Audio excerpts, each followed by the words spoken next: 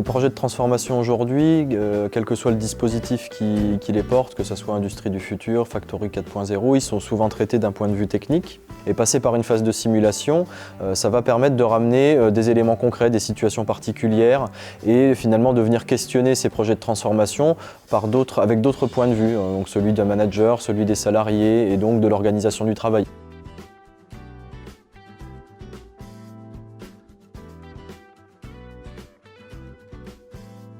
On s'est dit que ça pouvait être un outil justement pour faire évoluer la société dans le bon sens, quoi. Tous les projets chez nous doivent se travailler en amont et on se rend compte, aussi bien dans nos projets avec les clients que dans tous les projets structurels de la société, qu'un chantier bien préparé, entre guillemets, c'est déjà 80% du travail effectué. Le souhait, c'était surtout d'analyser notre technologie, notre savoir-faire et de le remettre en route par rapport à ce qui s'est passé par le passé, c'est-à-dire les départs, et avoir aujourd'hui une meilleure rentabilité de la chaîne de poudrage. Il y a eu une démarche avec un groupe de travail. Moi, je n'ai pas participé à l'intérieur de ce groupe de travail. J'ai laissé les opérateurs, j'ai laissé le chef d'équipe, le responsable qualité, le service méthode, le dirigeant de la partie technique. Je ne souhaitais pas faire penser aux gens qu'ils pouvaient avoir une surveillance et qu'ils avaient à ce moment-là un risque de retour d'informations négatives sur leur travail.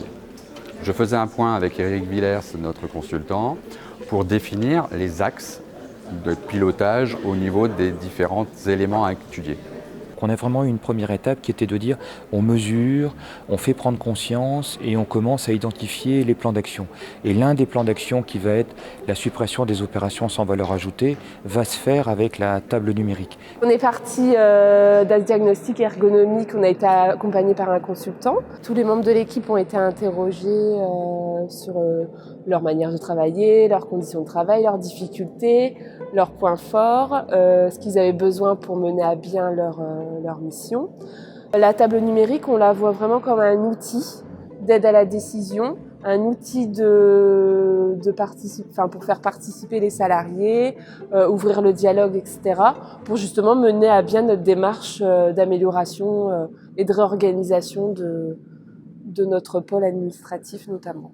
Nous allons servir des points forts du diagnostic pour se projeter et pour simuler l'activité future des salariés qui pourront verbaliser sur leur activité et donc se projeter dans leurs futures conditions de travail.